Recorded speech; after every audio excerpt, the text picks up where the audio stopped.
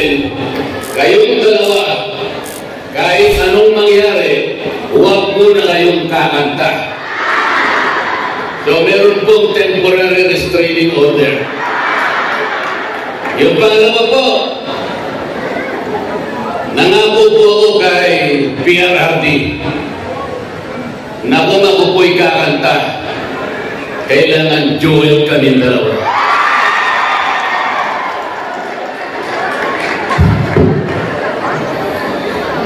Gusto ko po sana mag-celebrate tayo sapagkat kagaya ng sinabi ko, International Women's Day.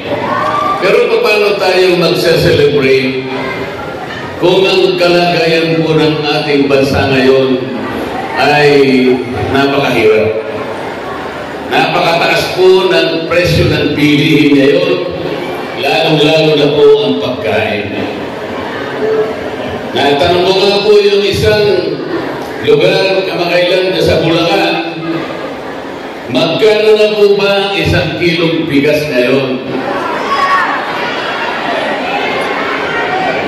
Magkano na po?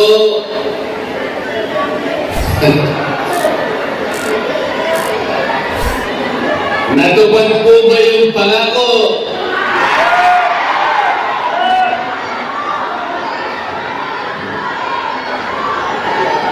Ang presyo po ba o sigil ng kuryente ngayon ay mababa sa ating bansa?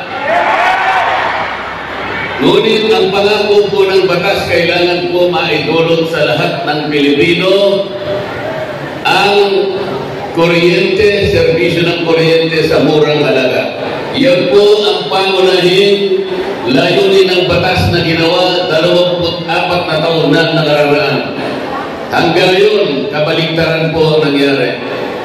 Ang sigil po ng kuryente sa ating bansa ngayon ay pinakamataas sa buong Asya. At ang nakakalungkot pa po habang kayo ay nandito, alam po namin,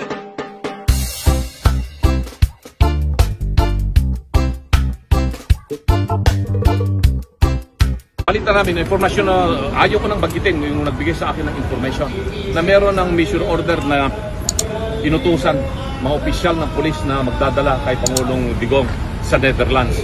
At ang problema nila, wala silang masakyan ng commercial plane, kaya private plane daw gagamitin para dalhin si Tatay Digong sa ibang bansa. Hindi na nila hihintayin yung Supreme Court decision na ngayon ay inaasahan nating lalabas anytime from now. Kasi pag lumabas yun, alam natin mananalo tayo dito, mananaig ang katarungan dito sa ating bansa.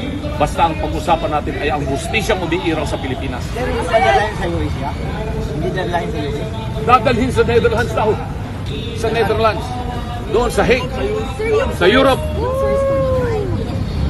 Hindi ko masasabi because nangako ako sa kanya. I am here in my capacity as an ordinary Filipino. I am here as an ordinary citizen of the Philippines. I am here in order to invoke the rights of all Filipinos, regardless of calling, maging ikaw ay magsasaka, tricycle driver, ordinaryong nagtitinda, o ikaw ay abogadong tulad ko. I am not here as a lawyer or as a candidate running for the Senate. I am here as an ordinary Filipino. Nabati natin ang mga kababayan natin dyan sa Governor Vicente Duterte Gym sa Davao City. Napapad rin tayo ng live dyan sa Katalunan Grande, Davao City. At syempre ang mga taga-Tugbo, Davao City. At napapanood din tayo ng live sa Barangay New Pandan, Panabo City! At syempre, hindi lang po dito sa Pilipinas, sa Hong Kong tayo napapanood at sumasabay ang ating mga kababayan dahil ang mga taga-Japan, mga OFW Japan ay nakikisa sa atin ngayon. Unahin natin sa Inaraki, Japan! Uy, ang ganda sa Inaraki, Japan. May covered court. Inaraki, Japan. Ayun sila, nandun sila sa kabila. Next ay ang taga Nagoya, Japan.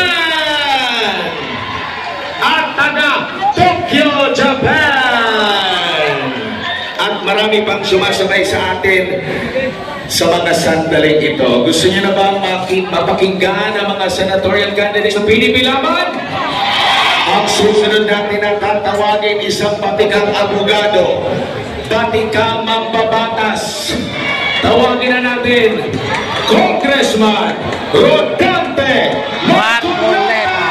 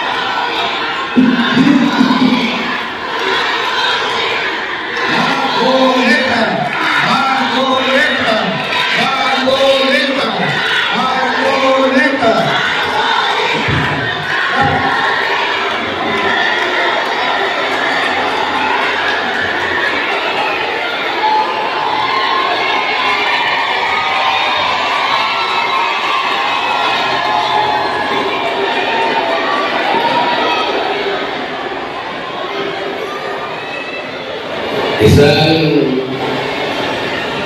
mainit at masaya pagbati po ng International Women's Day sa inyong lahat. Natatandaan ko po yun, March 8 dapat yun kahapon dahil birthday po yan ng aking kaisa-isang babaeng minahal sa aking buhay.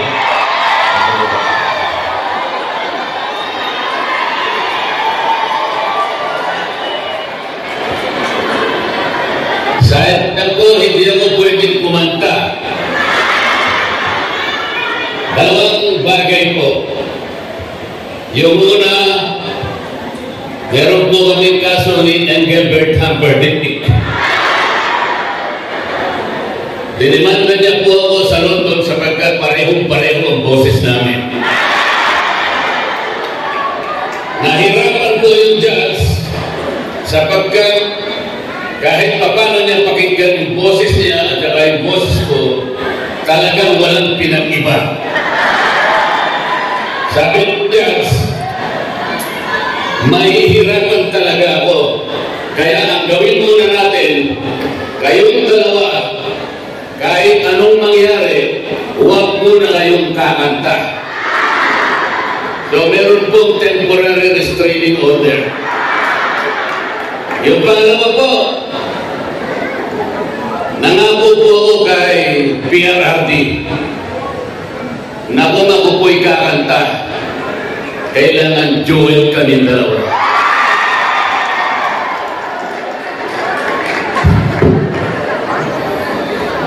Gusto ko po sana mag-celebrate tayo sapagkat kagaya ng sinabi ko, International Women's Day. Pero paano tayo mag-celebrate kung ang kalagayan po ng ating bansa ngayon ay napakahirap? Napakataas po ng presyo ng bilihin ngayon, lalong-lalo na po ang pagkain. Natanong ko nga po yung isang lugar kamakailan sa Bulacan, magkano na po ba ang 1 kilong bigas ngayon? Magkano na po?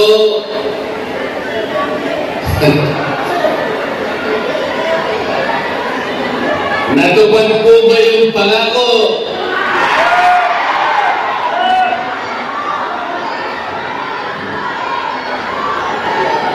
Ang presyo po ba o sigil ng kuryente ngayon ay mababa sa ating bansa? Ngunit ang pangako po ng batas kailangan po maidulot sa lahat ng Pilipino ang kuryente, serbisyo ng kuryente sa murang halaga. Yan po ang pangunahing layunin ng batas na ginawa 24 na taon na nakararaan. Hanggang ngayon, kabaligtaran po ang nangyari. Ang singil po ng kuryente sa ating bansa ngayon ay pinakamataas sa buong Asya. At ang nakakalungkot pa po habang kayo ay nandito, alam po namin kayong lahat ay nagsasakripisyo sa inyong pamilya. Isipin po ninyo, yung pananatili nyo sa ibang bansa, hindi nyo nakakapili ang inyong mga anak at mga mahal sa buhay. Napakasakit po noon. Ngunit, nagsasakripisyo kayo sapagkat gusto ninyong kuminhawa ang kanilang buhay. Ganon din sana ang naisip ng bawat isa sa atin. Sana po'y makabalik kayo sa ating bansa na ang kondisyon ay hindi na ganito. Sapagkat pananagutan po ng Estado na pangalagaan ang lahat ng mamamayan. Ngunit ang nangyari po ngayon, ang katiwalian at korupsyon sa ating bansa ngayon ay lubog na ang ating bansa. Baka hindi po ninyo alam, halos 30% ng pera ng kababayan ay napupunta sa bulsa ng iilan. Ano po ang epekto nito sa atin ngayon? Lalong lumubha po ang kalagayan, kahirapan sa ating bansa. Bumagsak ang kalidad ng edukasyon. Bumagsak din ang kalagayan ng ating public service, transportation, communication, pati po yung pangkalusugan. Wala na rin.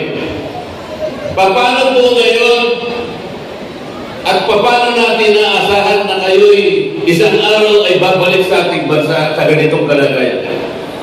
Kailangan po ay pagtulungan natin. Ang una po nating dapat gawin ay pakaingatan natin ang mga boto natin sa